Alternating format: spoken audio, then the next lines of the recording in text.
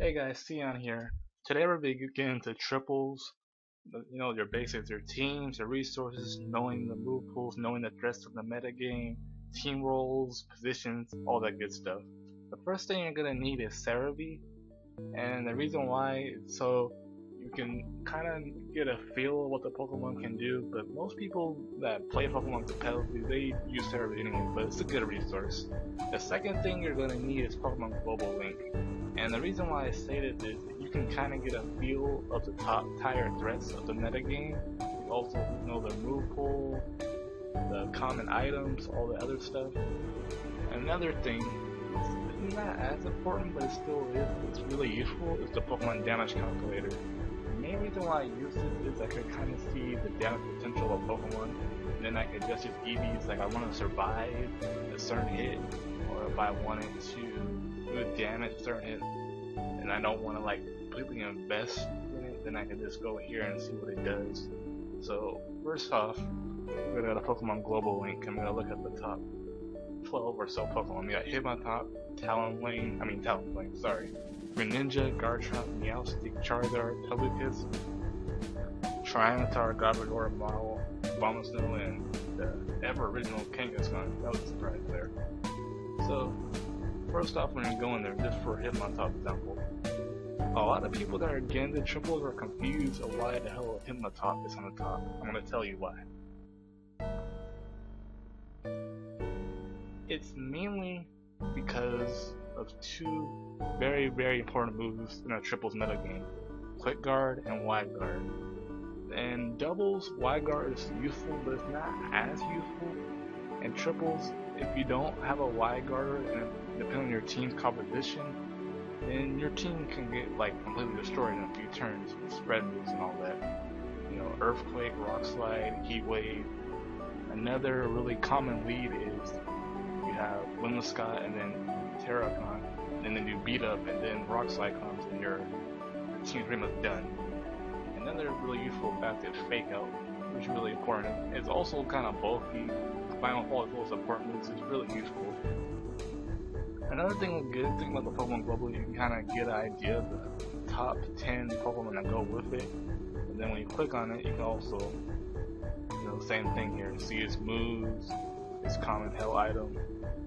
Of course, it's a bonus like 87% of the time. Almost no one runs normal bombs. Someone does, but yeah, hey. I think I might get out of the picture. And once you kind of get an idea of the threats in the tire or whatever, it's kind of a good idea to try to build a team that can at least deal with them reasonably well. The problem is you're not really going to know until you actually practice with it, so you can do all the damage calculating you want, all that other stuff, but you're really just gonna have to take some Pokemon you like, experiment with it, see what it does. The thing about triples is you can run almost anything. I mean, on the Smogon forums there was this guy that ran a Cantrip and this ran through teams, just wiped them out. This is like the only tire you could do stuff like that. But usually when you go up the ladder, there's still a common core, like Roselia is really popular, Kangaskhan is really popular, all these other ones are really common. There's a common core, but you still see these really creative stuff that manage to do pretty well. Now, that said, when you're building a team, you don't have to have it, but it's a good idea to have a Pokemon that's clearly support. Like you have a Pokemon that just surround a set of screens, or use heal pulse, or this other stuff, this noise Pokemon. Like Shuckle is a really, really good Pokemon in this format just for that reason. It could do a lot of stuff, like it could Guard Split, Encore, all this other little stuff. And I'm going to show you guys something else that's really important. Let me dig it up. See that screen right here? When you're making, or should I say, when you're about to enter a battle, the first Pokemon is on the left side. Your second one, which is Ampharos? Yeah, I can't pronounce word shit. Yeah, your second one is in the middle, and your third one is on the left side. I'm sorry, I'm kind of slow today. Anyway, so the other ones really don't matter after that, but it's kind of important once you see the team setup and what their threats are that you kind of adjust them accordingly, just like you do with singles and doubles. But one thing to keep in mind about this whole thing, your first Pokemon can only normally hit the first 2 Pokemon by it, but your middle one can hit anything, but also get hit by anything, so that's a good thing to remind there. But the exception is flying moves can hit anything across the field. Same with pulse moves. They could just, you could be on the really far left side and just hit you from there. But I'm not sure there's any other moves that do that. To my knowledge, there isn't, but I could be wrong. Someone can correct me if I'm wrong. What else? There's really not much else I can really say. But here's one thing else to keep in mind. You're going to lose a lot. I know that's kind of sounds bad, but when you're just starting out, you really don't know what to do, you're going to lose a lot. Even if you go here, you just slap a bunch of these pretty much OVU Pokemon in the metagame. If you don't really know how they function, how they work, you're going to destroy it. In fact, even if you go against like lower tier Pokemon, I guess a guy that knows what he's doing, the team has good synergy, you're pretty much gonna get annihilated. But the important thing is, when you're building a team, like we're gonna Cerebi real quick. Let's see an example.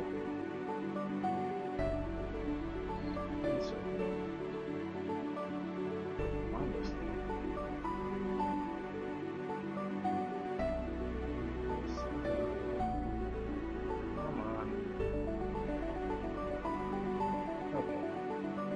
Cargo. I know what everyone's thinking. Seriously, seeing I gotta run on that cargo? This is an example. It could run well. Let's say it can't run well. But I think I have an idea. Now, this for the example's sake, you want to run a cargo for whatever reason. You just like it, it's cool. But let's look at it down here. It has a really bad weakness to water and ground. It pretty much destroy its life. And there's nothing left but a shell. So you're gonna have to get rid of that. The problem is, how are you gonna deal with those weaknesses? Water and ground are really common moves, and if you look at his stats, it's pretty slow for the most part. Defensive pressure not that bad, but there's a little hope with this guy. Let's dig up, and 5th gen has done a lovely little thing with this guy. This move called Shell Smash. And pretty much anyone who's been playing competitive knows what Shell Smash does.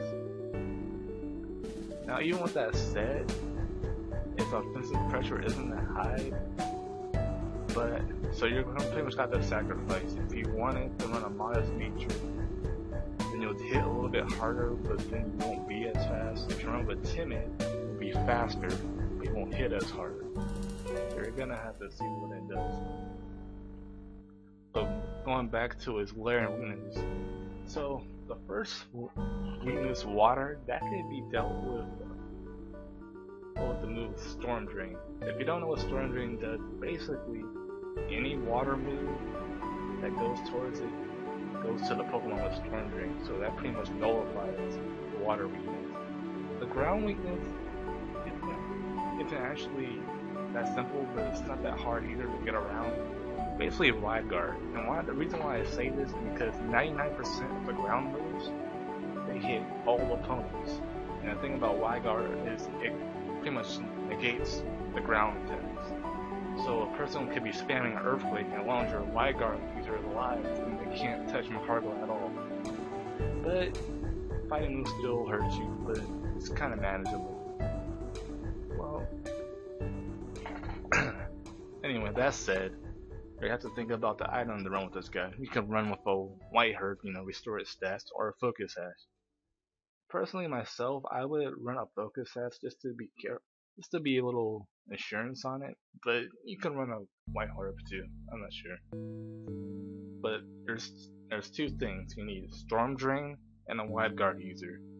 So, for the example, we're just gonna go here.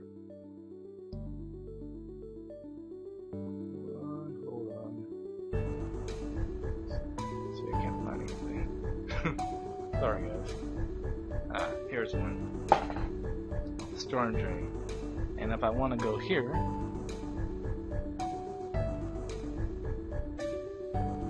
then I can see all the Pokemon with the Storm Drain ability.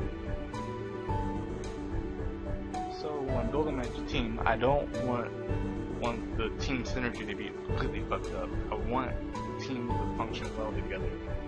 So I'm thinking about I could run a sand team or I can run a fire team.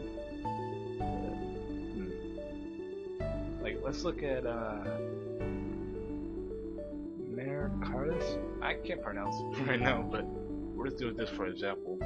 If I ran a sun team with the Magcargo, it would nullify. I wouldn't nullify it, but it would make the water moves a little bit more manageable. It would be doing normally a water move and a sun would be doing neutral damage, but since it's force effective, it would be doing like normal super effective damage. It'll still probably mess you up, but it's a little bit more manageable. And then combined with Storm Drain, you could get some nice boost. Crave's a little more bulky, so it kind of depends on what you're doing and what your team composition is. Going back real quick. Where are you?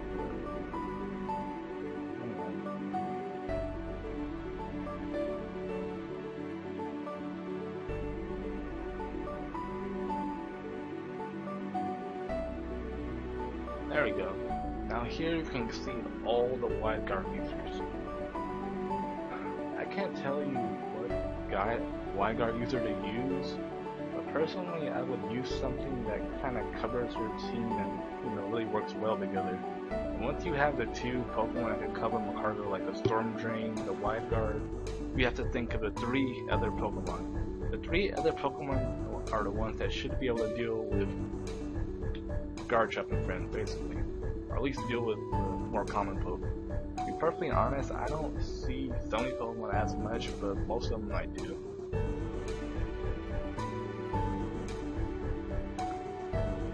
Let's see. 1 second.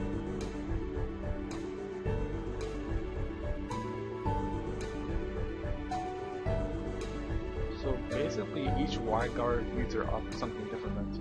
Some Wide Guard users are more clerics, like Alomola or Alomola. I can't pronounce it, but anyway, like Alomola, whatever you like to call them, they can run like a more defensive cleric set, like Wish, Helping Hand, Heal Pulse, all the other stuff. And other Wide Guard users, they can like support the team and then attack. So it really depends on the team composition and what you want to do. Anyway, that covers it for Triple for now. I'll be getting more in depth once I get more comfortable and a little bit know what I'm doing. This was new, so I apologize for any mistakes, but anyway, hope you enjoyed, and have a good one.